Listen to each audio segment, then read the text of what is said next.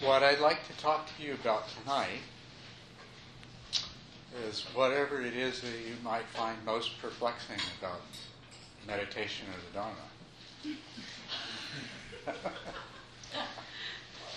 had a question of the right. Okay, Adam. Just on that topic. I was curious. One of the things that I have to work with a lot is doubt. And you just touched on it earlier tonight about how up until you have the faith through experience, you have to have this kind of just faith.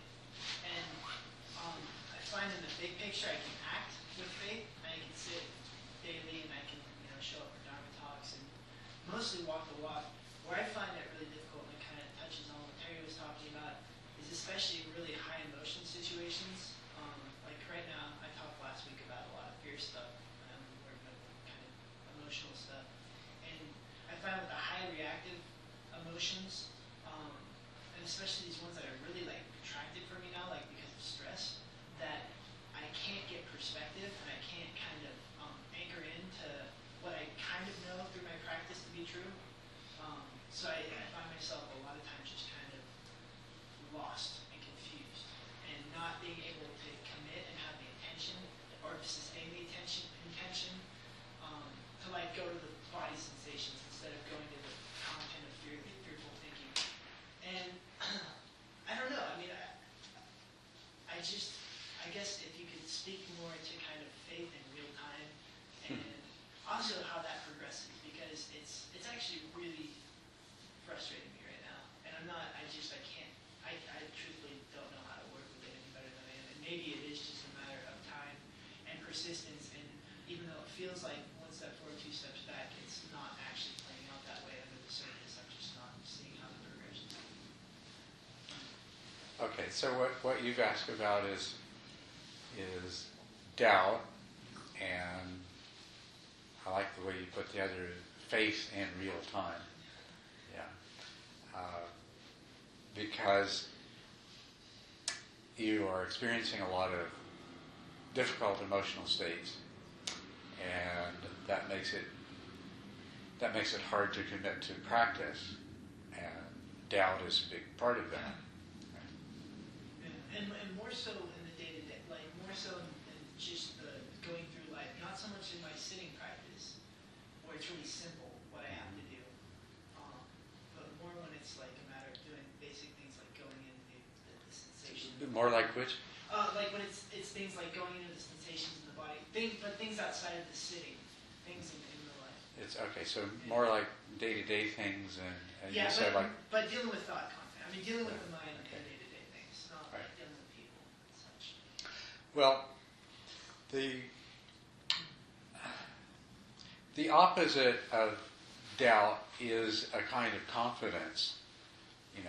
The problem with the word faith, of course, is that in our culture there is a lot of things that people, try to take on blind faith. But fortunately, we don't need to deal with that. The kind of real-time faith that you're talking about is a confidence that comes. It really comes from three sources, and two of these are most important. One of these is understanding. To the degree that which you have an understanding of something and it makes sense to you, then to that degree you'll be able to sustain confidence in it. And so that's a very, very important thing. Okay. The second is experience. To the degree that which you've had these kinds of teachings confirmed in your own experience, that will create confidence. The third and the least important is the confidence that you have in the source of these. But that's not insignificant, And so if you're looking at a teaching like the Buddha Dharma that has a 2,500-year history, that's somewhat reassuring and makes it a little easier to sustain confidence. And if the teacher you're hearing it from, or the teachers you hear it from, or the books you get it from, if if they in one way or another instill confidence as well, that helps enormously. But experience is the ultimate instiller of confidence, and to the degree that you haven't yet had the experience, then that's where doubt has the most opportunity to work away. And so the most difficult thing perhaps to not to have doubt about is the culmination, the fulfillment of the path. And I made,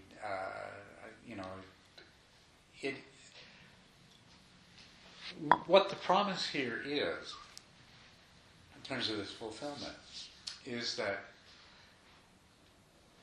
you can attain a kind of wisdom and understanding that once you have it, you will no longer be subject to the kind of distress, exactly the kind of distress that you're experiencing now and that is causing that doubt to arise. So this is the sort of predicament that you have to overcome the doubt to do the work that's necessary to achieve that realization, but once you do, you'll never again be subject to this kind of these kind of distressful thoughts. And that is something that's that is really remarkable, and that requires more faith than anything else. But there are all kinds of things that lead up to that, and they can provide you with the interim confidence based on the interim experience, and that's really what we should focus on, what you should focus on. And that in turn is dependent upon a lot of understanding. So both of these are things that you should be using to counteract the doubt that's arising. I know you've had some positive experiences in your practice. And so it's helpful to recall those. But also, this particular Buddha Dharma has two, they're almost two parts. They're so intertwined and so interrelated that it may be a bit contrived to divide them, but there is a real distinction between.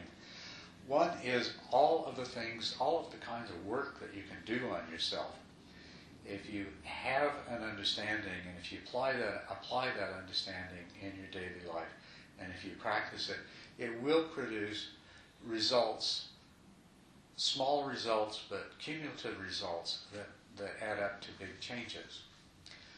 And you actually have to do that kind of work before you can get the other aspect, the other half, or the other part of it, which is when that radical transformation happens that permanently changes things about the way your mind works and the way you are.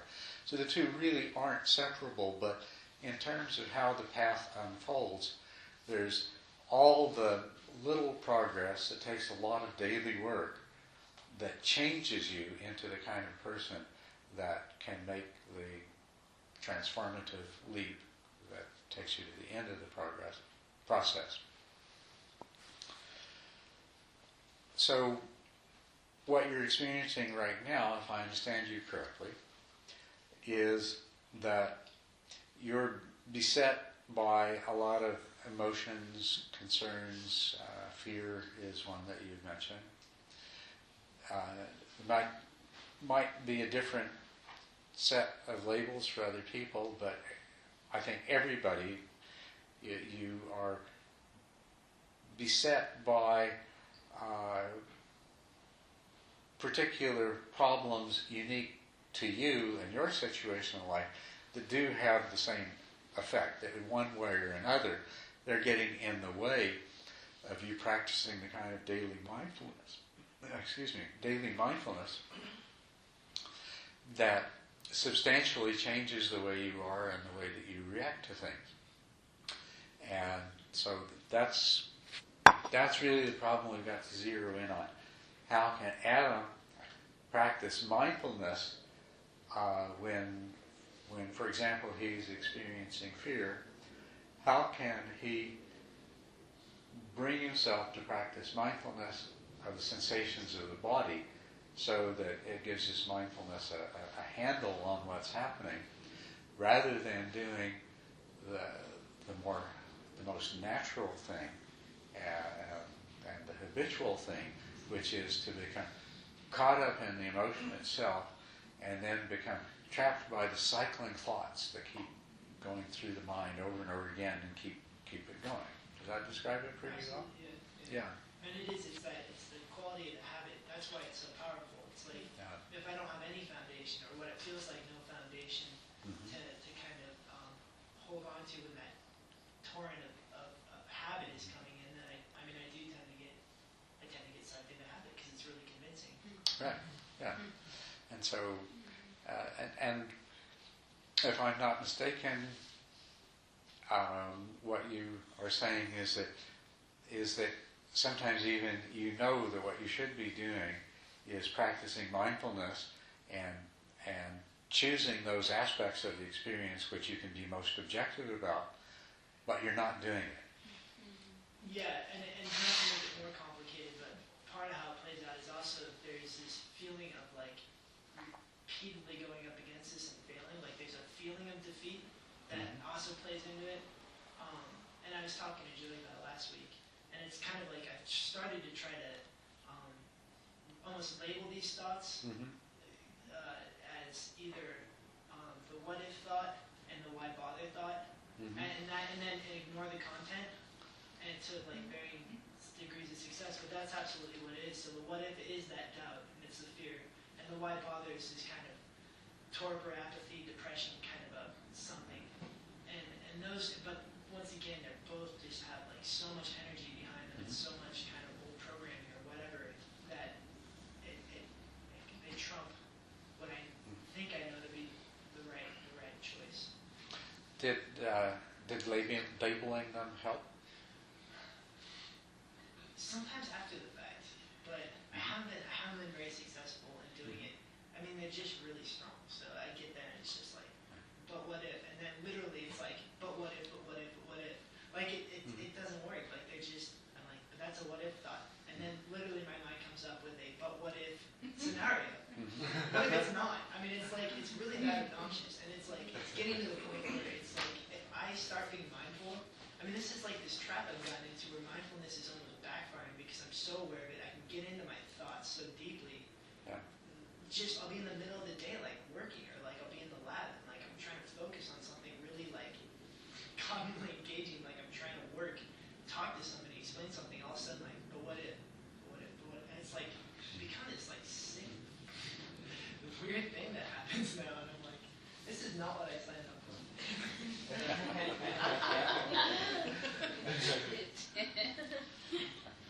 Well, when you've got a habit going, and these are pretty strongly entrenched habits, you know, they're not going to be overcome easily.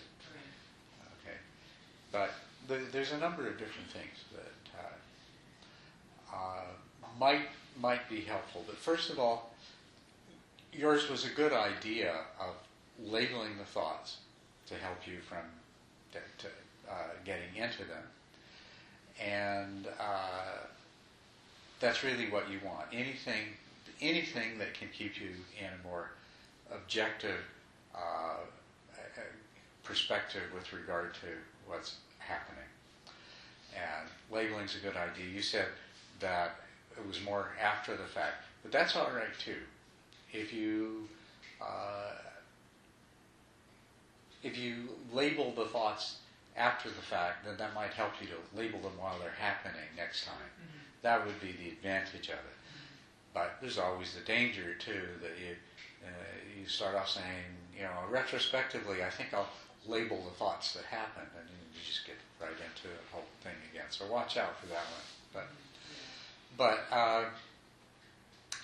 to the degree that you can do that, label things, that's a great idea. And to help you do that is to review the really basic principles of the Dharma is very helpful. You are experiencing what the first noble truth is about. Okay? Suffering. That's what we're talking about here. It's a situation where suffering is happening.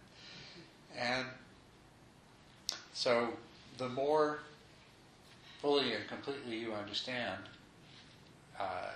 granted at a conceptual and intellectual level, but still, the more fully and completely you understand the first noble truth, the more that understanding is going to help you when you find yourself in a situation that that truth is all about. So, how well do you understand the truth, what's called the truth of suffering?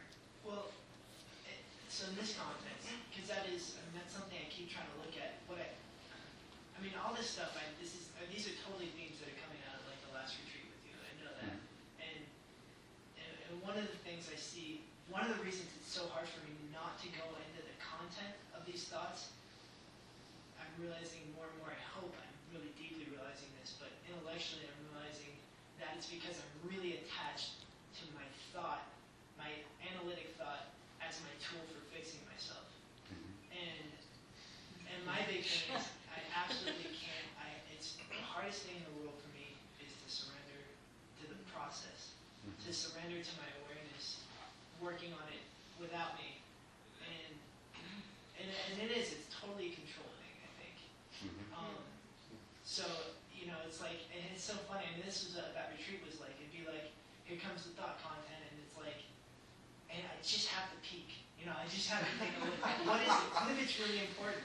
It's like checking to make sure the door's locked. Like, I just have to look one more time. And so I think that's where the clinging is. It's this sense of control and being able to understand it intellectually.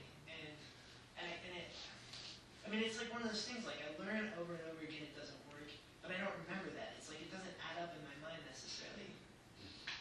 And it's all a matter of being able to remember this stuff. When you don't remember, then I don't know. But that's where I'm attached, and maybe that is a realization that's starting to get more solidified. Well, the better that you can understand what it is that you're doing, then the more likely you can stop doing it. But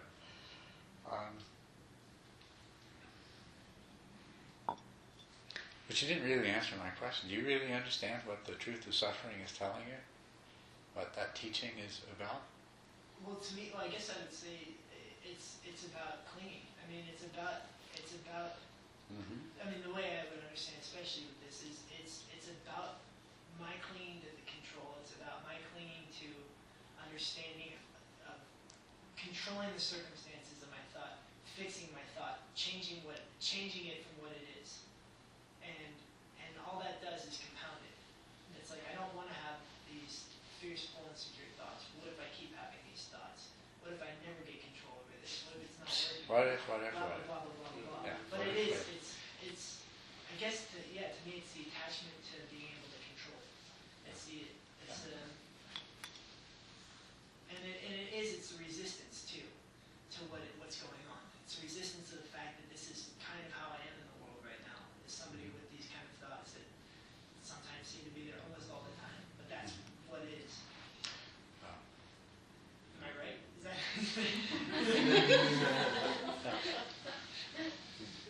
Well, what's happening is you're convinced that you are a real, genuine, solid self. And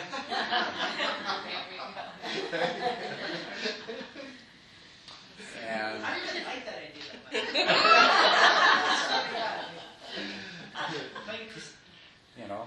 And unfortunately, these fear and these emotions are happening to this self, and you want to fix yourself by thinking your way through these problems. And you already know you can't, but you keep doing that because what does your self do? Fixes things. I mean, And how does it fix psychological things? makes it not. So you just keep on doing the same thing. So,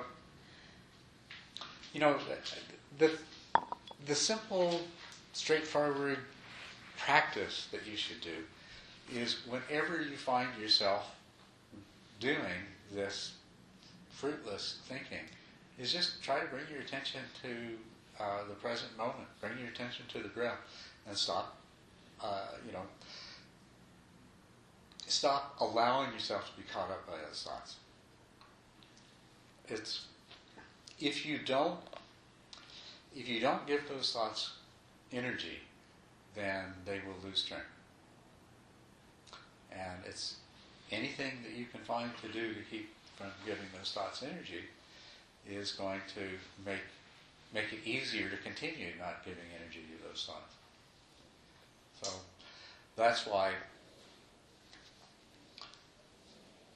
anything that you can use, and it's all about where you put your attention on. Those thoughts are coming out. If you put your attention on the sensations of your breath, then your attention can't be on the thoughts at the same time. There'll be an awareness of the thoughts in the periphery, but you can't pay attention to two things at once.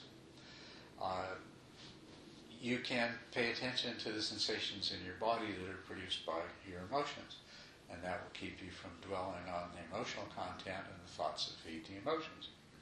And so that's why you want to do that, if you can. And then, to the degree that you can, without getting caught by the contents of the emotions and the thoughts, if you could just be mindful of what's going on. And this is,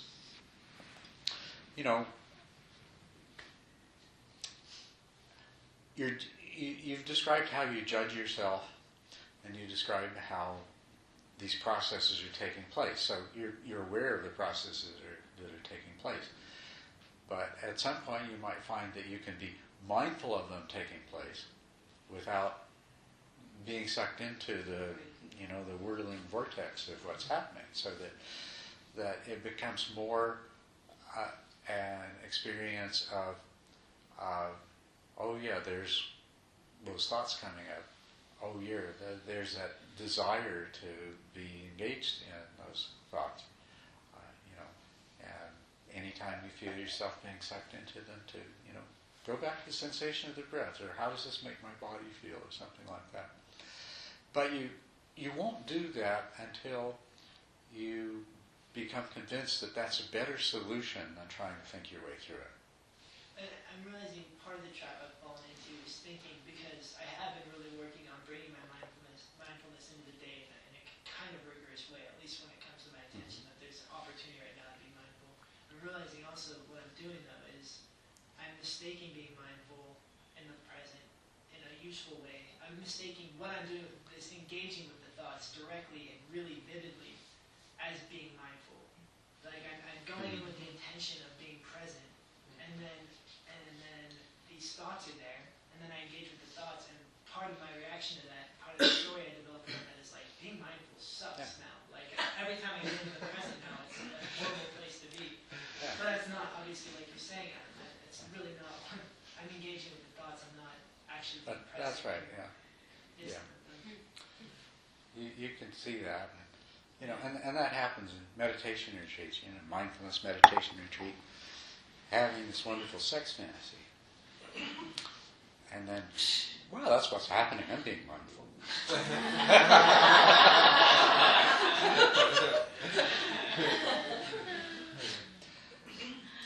Knowing that that's what's happening is being mindful, but being caught in it is not. And there's a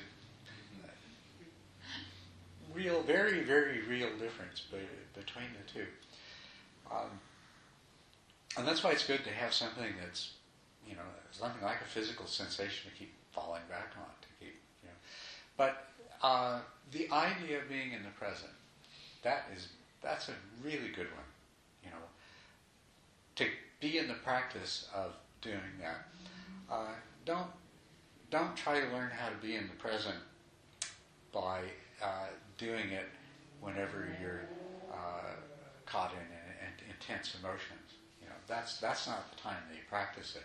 The time you practice it is all the other times when it's relatively easy to do, and that way you get good at it. And then when you get good at it, then you can be in the present when there's strong emotions. Practicing mindfulness, watching your thoughts, being in the present, all of these things are the skills, and you need to. You can't wait until a house is on fire to pull out the manual and learn how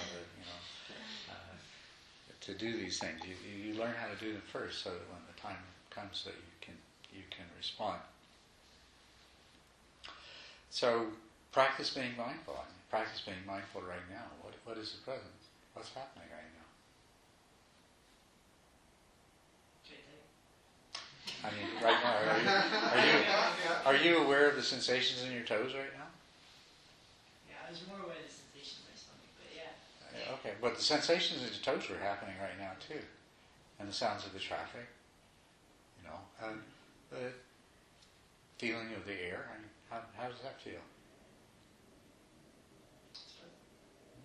Yeah, the present moment is just absolutely cram-packed with all kinds of things. It's more than your mind can possibly encompass. So,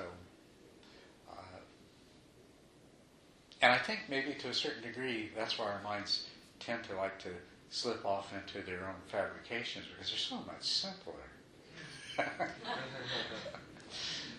But the presence, though, has the richness to it. And if you can just get in the habit of tapping into that, and it's the same formula. First of all, bodily sensations. How does that feel? Some good ones, there's some bad ones, there's some neutral ones. And I don't know about you, but right now for me, there's the majority of them are actually kind of pleasant. The air feels really good in this room, and it's nice to be able to breathe. Wow. But I'm comfortable, and there's the familiarity of the sounds of the city, the airplane flying by, the traffic, things like that.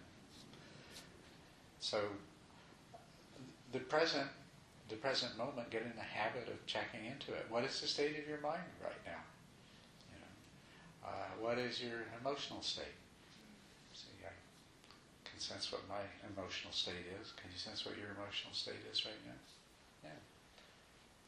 Don't need to analyze it. You just kind of tune in and get an idea of what it is. And if you're not sure, just go with your first hunch or move on to something else. Your mental state, your emotions and mental state, they're kind of the same thing, but is your mind agitated right now? Maybe a little bit. Is your mind dull right now? Is there happiness? Is there desire? Is there fear? Is there worry? What's happening in your mind in the moment? So these are all ways of bringing yourself into the present and practicing being in the present, which when you're in an intense emotional state, you can call on just like that. You can, okay, what's happening here, right? Get into your body. Once you get in your body, then you got a handle on the present, and then you can say, okay, what's my mental state? And you can see what's happening. Well, what thoughts are coming up? Are these going to be any use or not? And in most cases, they're probably not.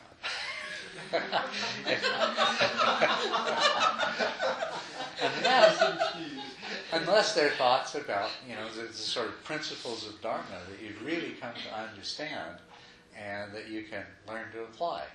Like that, what the first Noble Truth is saying, that pain and pleasure in life are inevitable, but suffering and happiness are entirely optional, and your mind creates both happiness and suffering.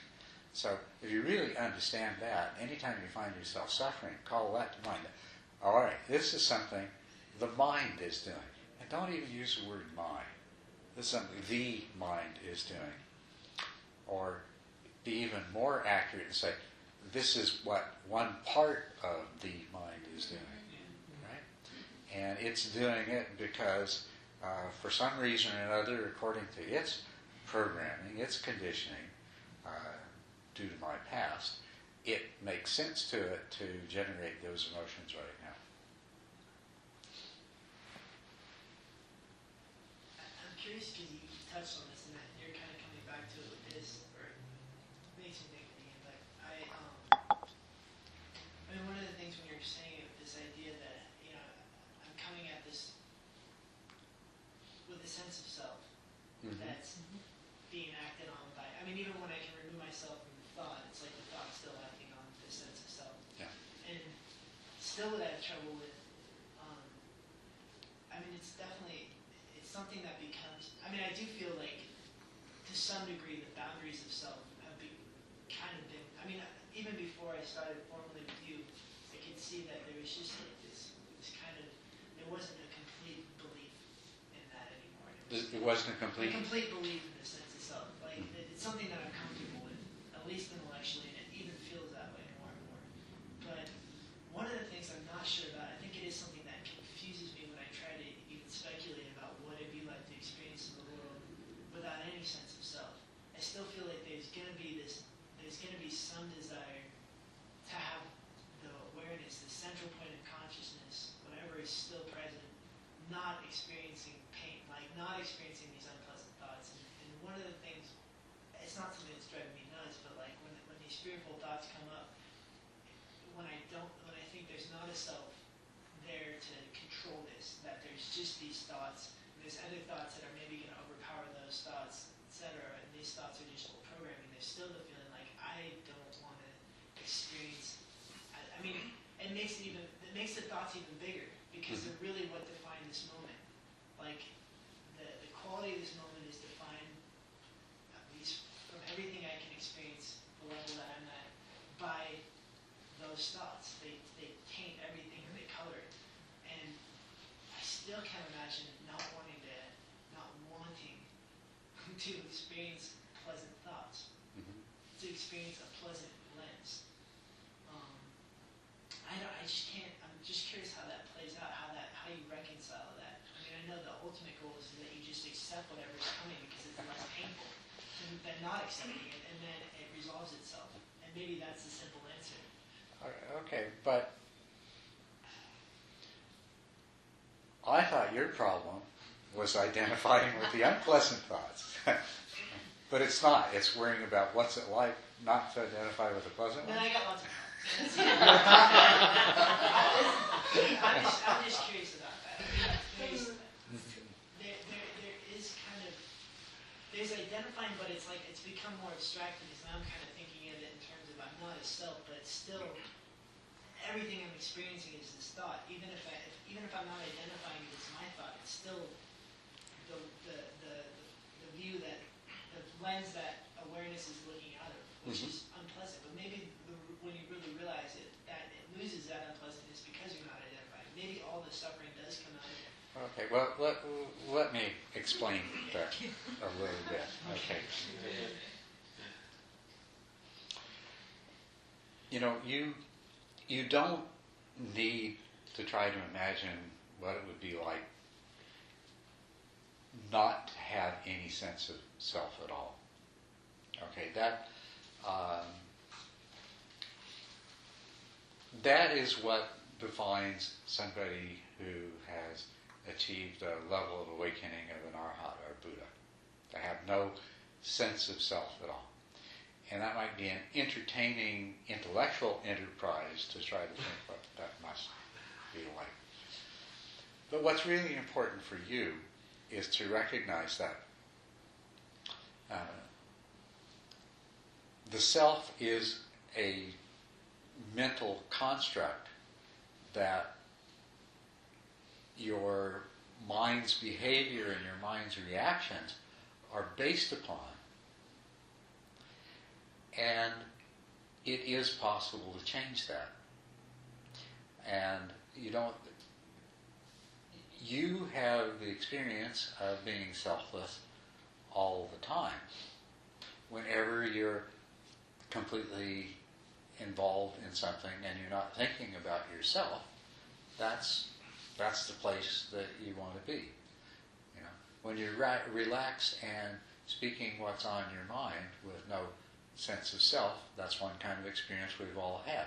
And then there's the other kind of experience where you're very self-conscious and you're talking, and everything that you're saying, you're listening to and interpreting it.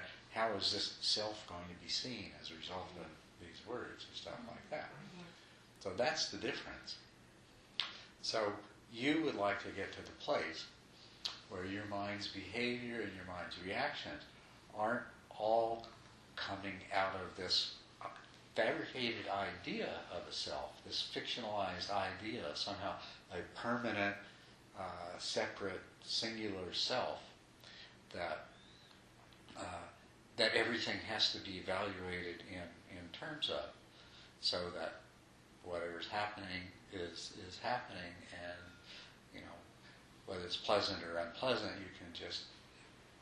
you can accept it, you can be with it, and you don't have to magnify it through this lens of the self.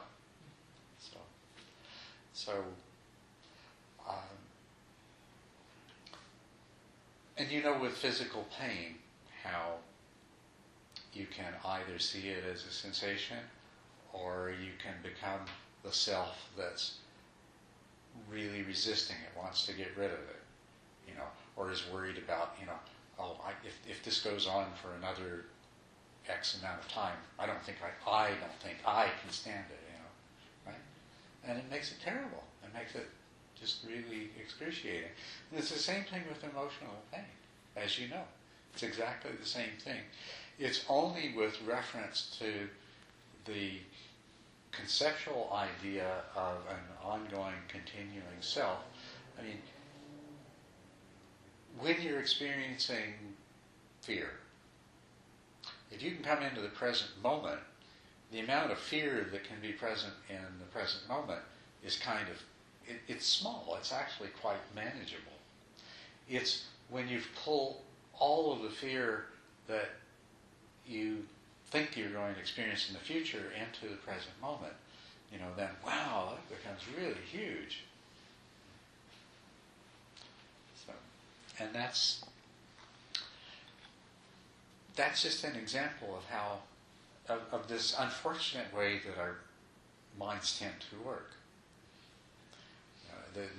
Instead of being in the present, there's the assumption that I am a self, and everything that is happening now and will happen in the next 5 minutes and 10 minutes and 20 minutes is all coming down on this poor self, and then it becomes just unbearable.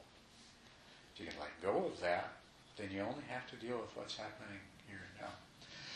Another approach that you might take is, you know, because I think you really do have a lot of attachment to self.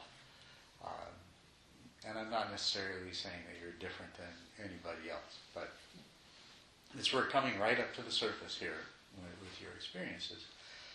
And that is to, if you can just kind of hold the question in your mind, who's experiencing this? Whose thoughts are these? You know, just what is this self anyway?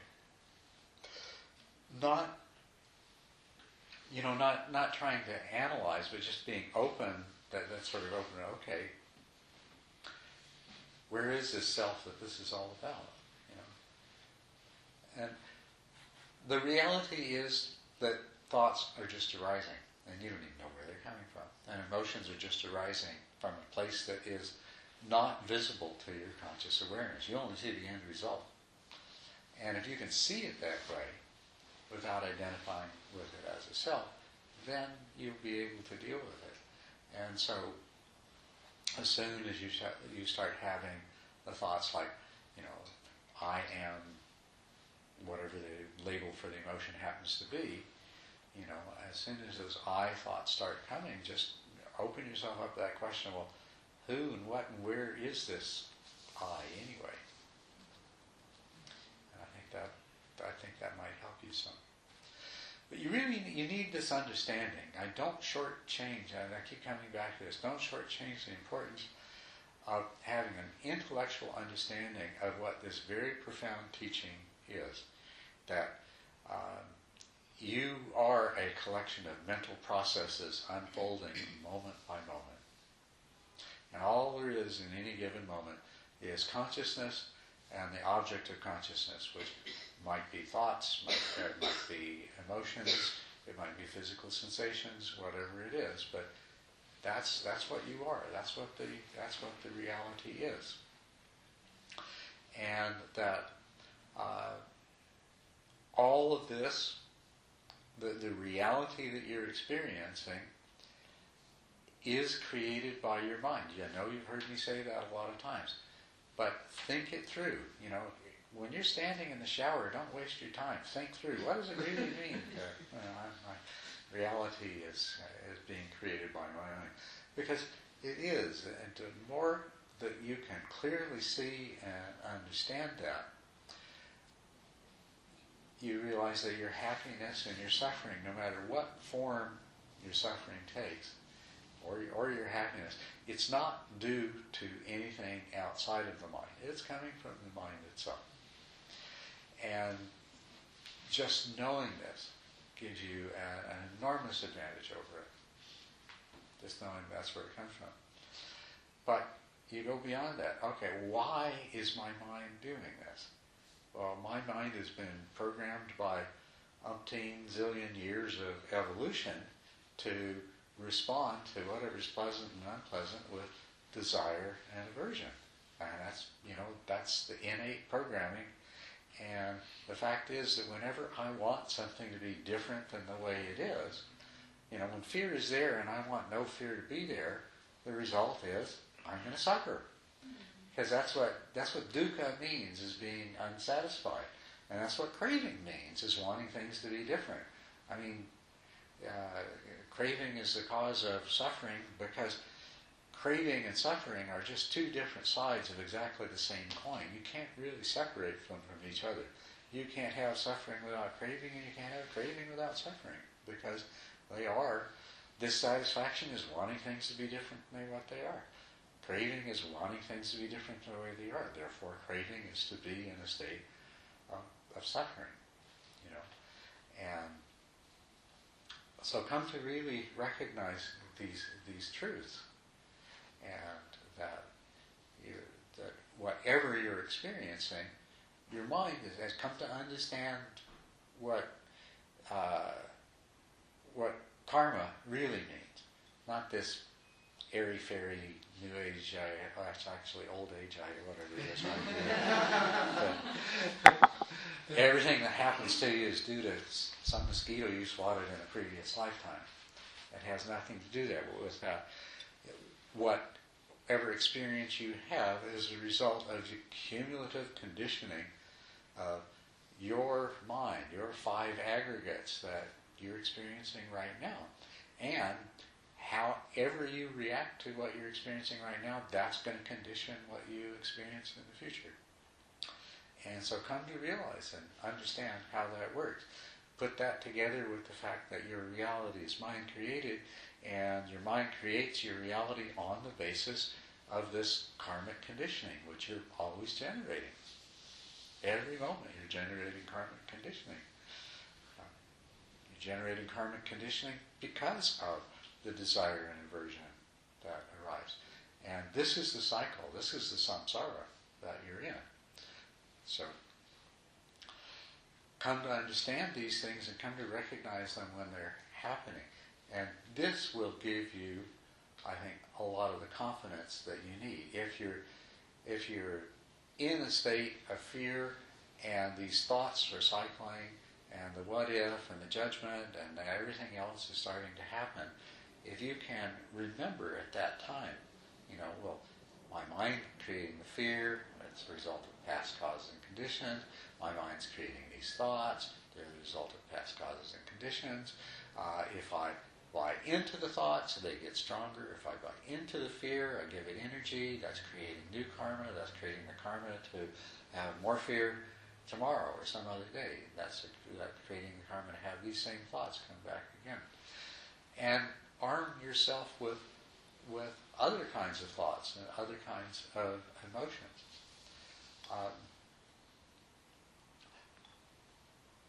Thoughts and emotions that are just exactly the opposite of the ones that are the problem. Yeah, anger, fear, counteract them with compassion and with hope, appreciation, beauty, things like this. Confidence, trust. Cultivate those. Don't try to cultivate trust when you're in the middle of a panic attack. Cultivate trust. Cultivate trust when when the other emotions have given you a break. Then you learn to cultivate those positive ones. Understand this formula of an individual is no more than the 5 aggregates, and there is no self besides that. The 5 aggregates, at least in terms of the relative reality that you're living in, they are real, but there is no self besides that. So, and that's what we're talking about, saying that my feelings, my emotions, my thoughts, my mental states, they're just parts of these aggregates. My bodily feelings that are happening is just part of these 5 aggregates. And they're impermanent. They're in constant flux. They're constantly changing. If I'm feeling fear right now, if I really look at the fear, and this is where the mindfulness comes in again. If you really look at the fear, it's constantly changing.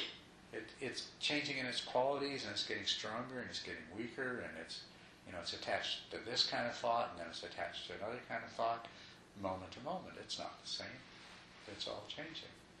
So all of these Dharma truths, whether the 4 Noble Truths, the 5 aggregates, no self, emptiness, impermanence, these are all the mental tools that you need to have. You need to really think them through and understand them so that they become available to you when you need them. And then the really practical tools are mindful awareness. Mindful awareness, it takes a while to learn to use it, but all mindful awareness is shining the brilliant, clear light of the mind, the clear light of consciousness on what's actually happening, so that all those parts of your mind in the back room that operate invisibly get some feedback as to what their activities are doing, what kind of results they're really producing. That's what mindfulness is, the practice of mindfulness. And the other really important practice is the one of recognizing unwholesome mental states and unwholesome thoughts and cultivating wholesome mental states and wholesome thoughts in their place. So if you practice this kind of mindfulness, you will gradually begin to change because of the effect of mindfulness. And it won't be an intellectual, analytical process. It will be because, as I say, that clear light of mindfulness has provided feedback to those invisible, conditioned mental mechanisms, and now they have a new basis for their conditioning is changed as a result of that. And if you do that often enough, their conditioning will be changed completely enough that something arises and it produces a different kind of result. Likewise, cultivating positive thoughts, emotions, mental states, and to counteract the unwholesome. This is the kind of conditioning that's creating, whatever happens in any given moment, there's a whole lot of different mental processes taking place. And some are competing with each other and some are cooperating with each other. And what you experience consciously is the end result after they, all sort of struggle to exert themselves. So what you do by consciously cultivating loving kindness, compassion, hope, trust, all these other things, is you're, in a sense, you're loading the board of directors so the next time there's a vote, the chance it's going to go your way instead of the way that it has gone before. These will produce gradual change over time. They will develop the confidence, but they'll also produce a kind of transformation in you that can lead to that real dramatic shift that you're looking for. You see, you can make these changes even while you're still in that place of believing in your personal self, the way you do before you have managed to overcome that. You can make a lot of really positive changes. But in the course of that, if your insight grows and your experience unfolds such that at some point that concept of self just can't hold anymore. And it no longer becomes, it's no longer the mental construct that all these different mental processes are operating out of. Then you will have changed dramatically overnight. Instead of, whereas before you were chipping away at a lifetime's accretion of, and not just a lifetime, because, your genes cause your brain to be formed in a particular way, which cause your mind to work in a particular way. And this has, like I say, zillions of years of evolution behind it. Funny little four-legged things running around on the ground. As soon as they had minds, they had to conceptualize themselves as separate and independent from their environment, so that they would make sure that they got the most food and they got the best mating partner and so on and so forth. And you inherited that. So that's part of what you're dealing with too. But anyway, so you're chipping away at both this inherited predispositions and at all this conditioning that you've added on all your life, a little bit at a time.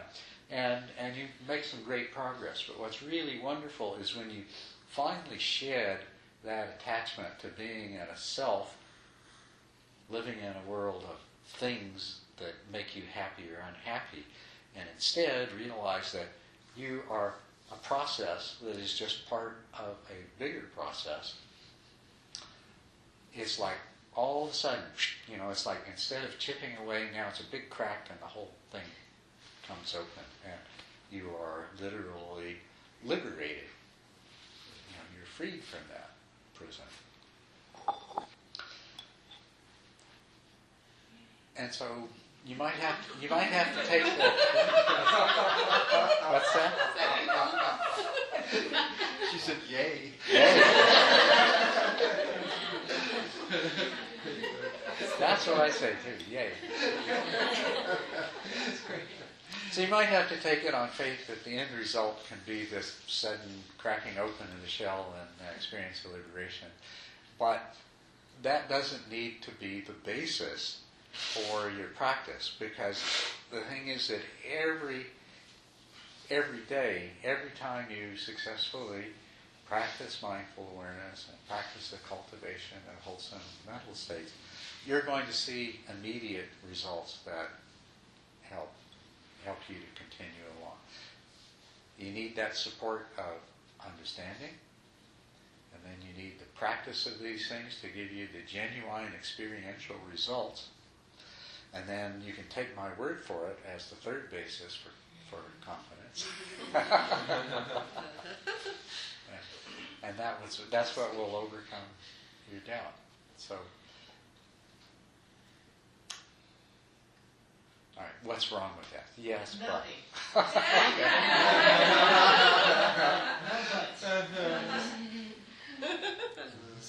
Maybe.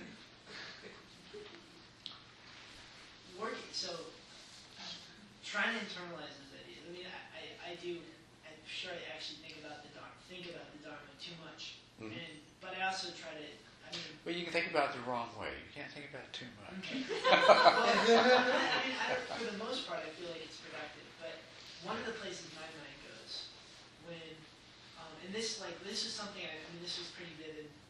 A few weeks back, was this feeling like, if there is just this aggregate, this conglomeration of thoughts, and there isn't a self to kind of direct them necessarily, it's just kind of this this chorus, like you're saying, and they caucus together, and these ones kind of get more energy and get more reinforcement, and these ones get diminished.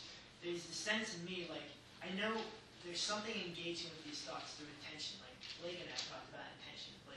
It's a concept I really like. That you just set an intention. Some part of you sets an intention, and that's really where a lot of the change actually happens. But and this is driven by fear, and I recognize that. But part of what fear starts telling me is that if there's an self at the center, which is an idea in itself I'm comfortable with in itself, then there's this sense that because so much of my life has been fear, and so much of a big part of my mind is these fear-based thoughts, and they're really convincing, and they make a lot of good cases for why they should exist, and they reinforce themselves, and they find ways of being reinforced by the environment.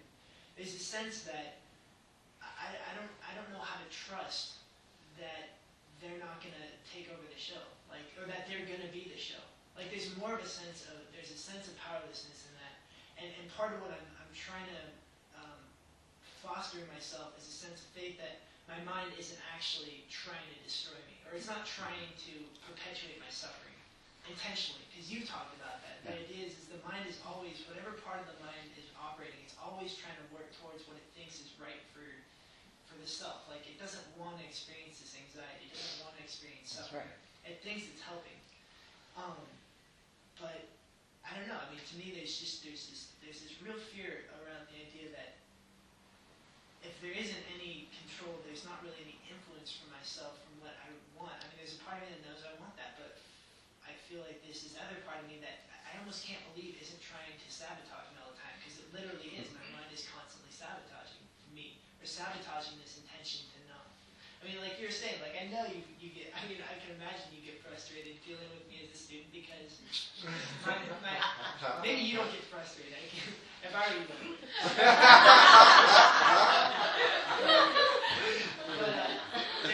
there's this part of my mind that like won't let up on finding the what if, and it's like, but what if that doesn't ever shut up? Like I have to have faith, I guess, that eventually it's going to see that it's not serving me anymore if I keep practicing. What I want to hear is like, if I just keep doing X, Y, and Z and keep it very simple, that's going to be the result.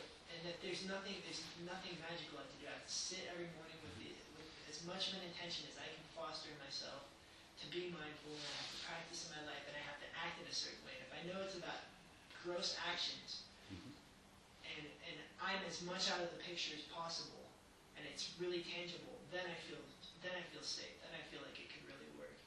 And I don't know. And I guess that's part of what I'm looking for. Don't you have trying to reinforce the practice? Isn't that pretty straightforward? Yeah. So just do it. Yeah. But I can see. I'm hearing what you're saying. Okay, and you're thinking, as once again, it's just thinking about, well, if I'm not a self, then blah, blah, blah, right? And you're translating this, what I hear you say, is that if I'm not a self, then nobody's in charge, right? Okay. But the two don't, there's no self in charge, but that doesn't mean that there's not some control, that there's not something that's in charge.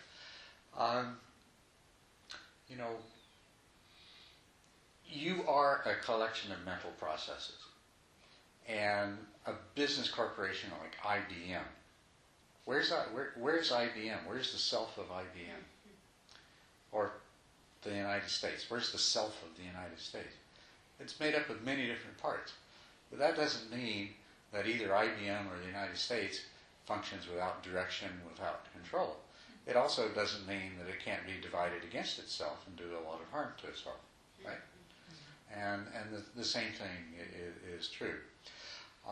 The most important one of your mental processes, and it's absolutely not the self, but it's the most important one in terms of the results of its actions, is there is one mental process that it doesn't have any particular great intelligence or power or anything else, but its one job is to choose what you direct your attention towards. What we do when we get into the selfing mode is we have a big black top hat that has self written on it, and it has a big letter I on it, or whatever, and it gets passed around by different mental processes, and so at any given time, one of them, it might be the yes to the cheesecake one that's wearing the hat, or it might be the we've got to jog every day that gets to wear the I hat, But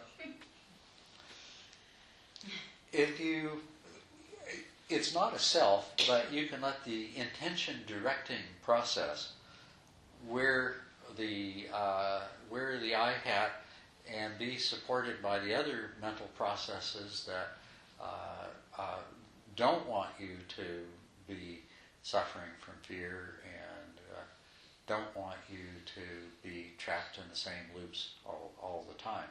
You can change who you are, and here the word you refers to the 5 aggregates and the collective mental processes and everything that makes it up. It doesn't refer to one entity. And you can use the term I, but I means this body and this mind, which is not a single thing, but is a group of things. It's only when we use I, and at the back of the idea of I is there is this self-existent thing, this persistent, the same I that was here yesterday and last week and last year and is going to be here all day tomorrow, no matter which situation I'm in and no matter who I'm talking to. And that doesn't exist. But that's the I that comes up when we're afraid. That's the I that comes up when we're filled with desire. That's the I that comes up when we're grasping. It's a convenient fiction that there is this self that everything can be oriented towards. But there really is a collective. Yes, Larry? I was just wondering, what creates the sense of continuity between all these different I's? Well, it's because they are causally connected. There is causal connection. It's many different processes taking place simultaneously and different ones predominating at different time. But you are a completely different person than you were when you were 10 years old. Nevertheless, we can trace a causal sequence. If we had the ability to dissect your mental processes, we could probably trace all the changes that the ones that were present in the 10-year-old Larry went through to become the ones that there are today. But that's the only thing, is that the causal continuity. It's like the example of Paul Bunyan's axe. I've got the original Paul Bunyan's axe. The head's been replaced 20 times and the handle's been replaced 60 times, but it's the original axe. And that's the kind of continuity that there's definitely a causal continuity between the. You have a scar on your arm. It's because of something that you did in the past. You got a cut. But it's the I that we project and imagine that is the problem. It's not the fact of the causal continuity in the 5 aggregates and in the different mental components that make us up. But thinking of yourself as a composite, when you find yourself suffering for whatever reason, it means that if you could find a way to shift the way the parts of this mental composite are functioning in the right way, that you could create a different way of being, a different state of being, a different experience for the collective that you really are. And that's what we're trying to get to. To achieve that wisdom, that understanding that allows us to be that kind of being, that Our mind experiences happiness, a kind of bliss. And our mind is no longer interpreting, is no longer generating satisfaction, happiness, unhappiness, misery, things like this, based on external experiences and external things that are arising. That mind stays in a serene state of happiness, and the mind also understands and evaluates the circumstances that are prevailing and are affecting the integrity of the body and mind, and therefore can produce reactions, but without attachment to those reactions. And can also recognize that all of these other beings are just like they are, and can experience compassion in that way.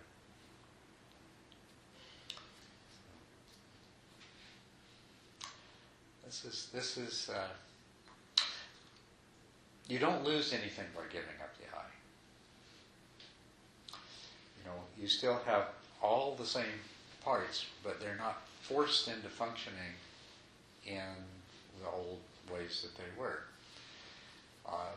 Once you no longer, once the way your mind functions is no longer being driven by the notion of an I, then you can go and start working on those other built-in mechanisms, the desire and aversion, the craving, because they only carried logic for the mind as long as there was a concept of an I. So without the concept of an I, now you can start eliminating the desire and aversion. You see that they're no longer serving the kind of purpose that they would if there was really this kind of self in there.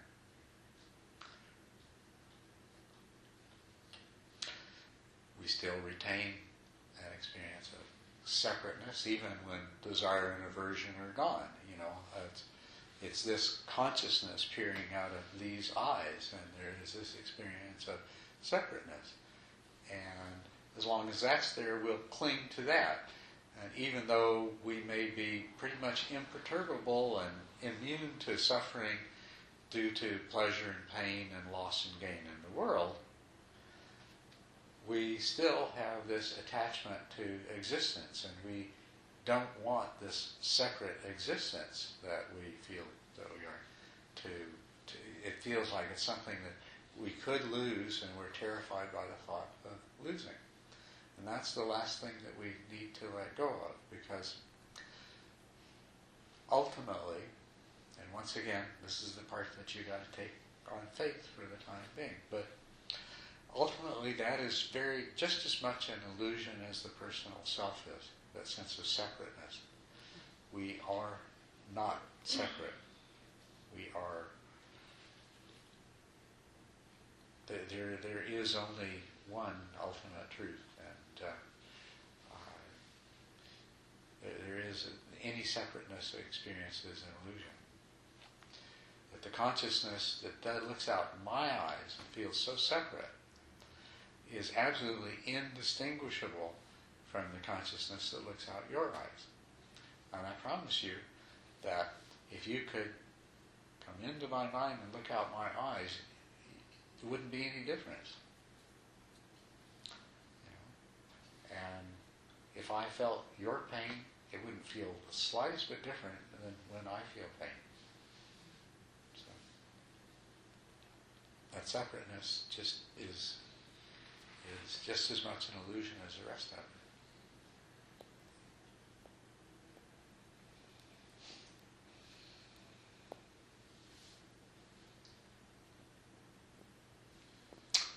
Okay, so what else?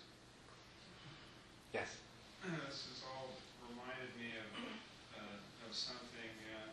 12 years ago I bought a computer for the first time, and so I had to decide, well, I didn't know anything about computers, so what do I buy? So I asked people, and some people said I should buy a PC, and some people said I should buy a Mac, and these were the two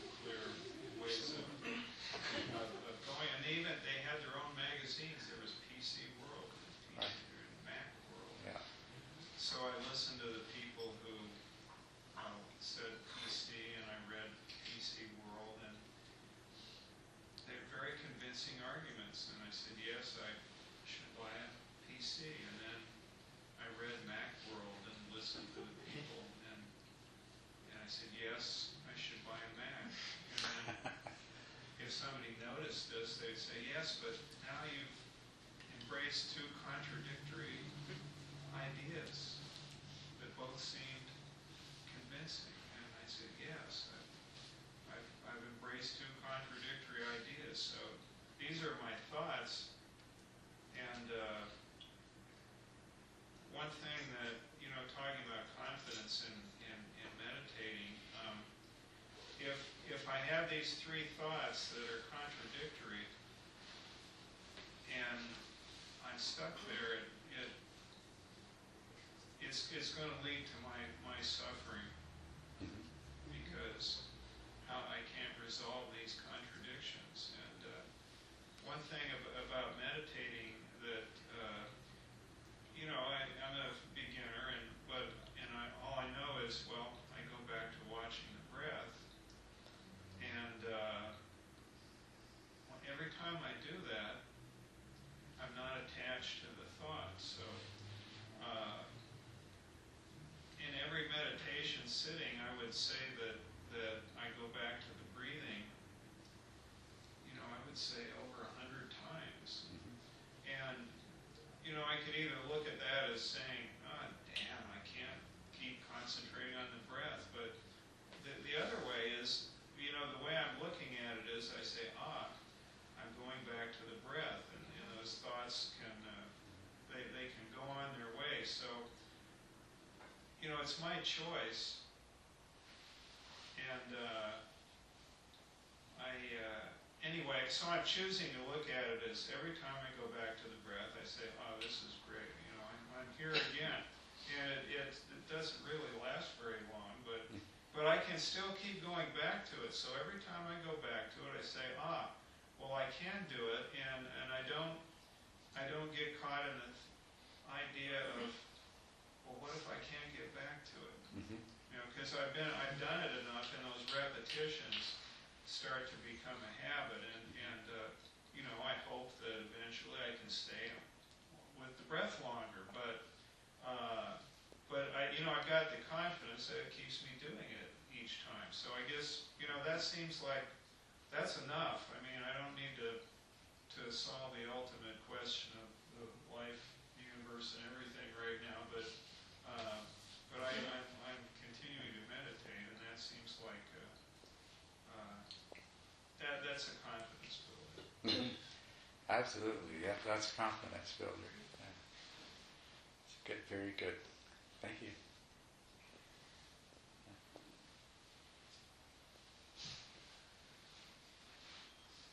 So what computer did you buy?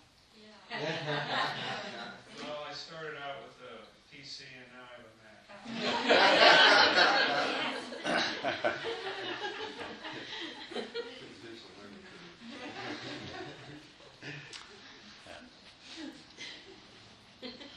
Yes. I would like to come back to the beginning before we meditated, because my mind was on it during the meditation when you talked about anger and as a very strong emotion. Could you talk a little bit about impulses, which mostly are habitual responses and which we want to change, versus intuitive or spontaneous response, where it's also, there is not a time of reflection, but it feels right? Mm-hmm. Can you talk a little bit and also about, you said, the physical discomfort when you have a strong emotion like anger are very clear in the body, but when it's not so strong, like for example impatience, the signs of the body are much more subtle. How do you cut right through that then? I'll just answer the second one first, and then I have another question where I take up the first one.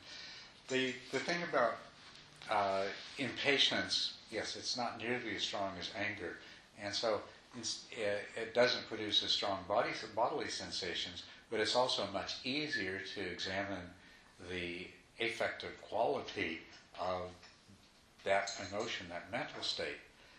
And if you can direct your mindfulness at impatience, well, impatience doesn't feel good.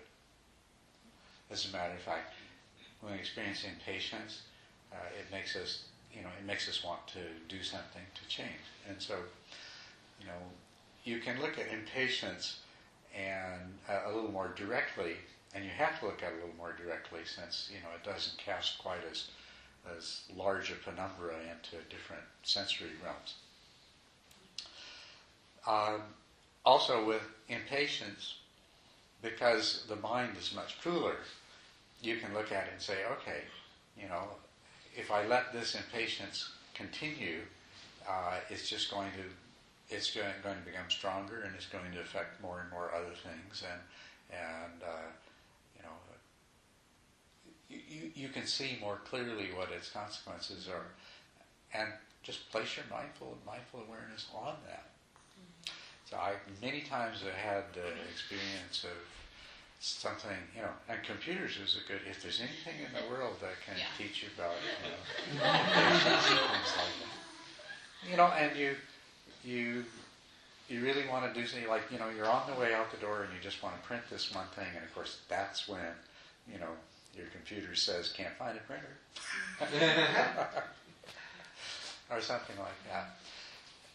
But if you have the habit of mindfulness and you see that happening, you realize, okay, now how I react to this event it can have a profound effect on how the whole rest of the day goes. So if I get really annoyed that I can't print, and then I go out and get in my car, and then somebody cuts me off in the next block, and so on and so forth. I could be absolutely miserable by a few hours later. So and that awareness can be there, and that will, just being aware of that, you'll find that the impatience dissipates. And if you do that, if you get in the habit of doing that, you'll find that impatience arises less often. That's my experience, is that it just isn't there. Other kinds of circumstances that used to bring it about don't. And now the second, the first part of your question, did that answer adequately the second part? Yeah, I'm not there, but yes. Okay. I understand what you're saying. But just the simple answer is if it's not so strong that it produces physical sensations, then go ahead and look at the state of the mind itself and its affective quality and its results. Now the first part you were asking about habitual emotional reactions. Impulses, yeah. Impulses. And intuitions. And I wanted to ask you a question before I answered that. You wanted me to compare those. Give me an example of what you mean by an intuition, so I know I'm answering the right question. I don't know an example right now, but I know that when I act on impulses, I usually have second thoughts later, regrets, or then I start the reflection and the mindfulness. And when I have a clear response, very spontaneous, very intuitive, it feels right. Even later, even when I created something which was not comfortable for other persons, maybe in a relationship or even for myself, I still feel it's right. Mm-hmm. And so I don't know which one is then the mindfulness of I'm reacting very fast in both ways. But one is where I have second thoughts, and the other one is, that's it. I'm not going away from that. So you're clear about the difference after the fact. Yeah. Well, if you can, you say you react very quickly. If you have the time to examine it mindfully, usually the best thing to look at and to ask yourself is what is driving this? Where is this coming from? Is this based in desire or aversion? And if you can sense, because most of our habitual reactions, that's why we have habits, so that we don't have to think and solve the same problem every time. We don't have to decide, every single time we see a saber-toothed tiger running at us, that it's, after we decided the first time, then from then on it's a habit. Silly example, but you know what I mean. And so, but it's also really clear that there's some kind of fear or aversion that is operating there. And the same thing is true with most of your habitual reactions, is that there is the desire, the aversion that arises, and what is happening is some mental process is recognizing the experiential pattern of the moment, right, and then producing a sort of stereotypical or habitual for you reaction to what is recognized, and if you look mindfully, you'll see that it has the flavor of desire, aversion, or, I mean, those are the two very general terms. I mean, the aversion might take the form of fear, or could have other more subtle flavors. But you'll recognize those. And if you say, well, that's not really a very wholesome reason to make a decision, maybe I should take a moment to allow some of my other mental resources to have a say in this. Your intuitions are, probably not going to be so obviously related to some unwholesome sort of feeling tone that's driving it. And what intuitions are, we have mental processes taking place out of view of our conscious awareness. And sometimes they, psychological studies have shown that everybody reads body language, and most people are not consciously aware of the body language that they're reading. But, it can be objectively verified that yes, if I show this same little piece of videotape to 20 people, even though they don't consciously know why they're doing it, they'll, 18 out of the 20 is going to have the same response to it. That's the kind of thing that intuition is. It's those mental processes that, there wasn't some sort of conscious, analytical, this or that, Mac or PC, and anything like that, but it's just, boom, there it was. And as long as you don't see that it's got some clear results in desire, aversion, or confusion, it may turn out to be quite trustworthy. But just in general, mindfulness, when you cultivate it and you train yourself, starts to take the form of looking at what are the motivations behind your thoughts and actions. And you start to say something and you see, I want to look good, and I say, well, okay, that's not a really good reason for saying this, or I want to make somebody else feel bad. That's definitely not a good reason for saying it.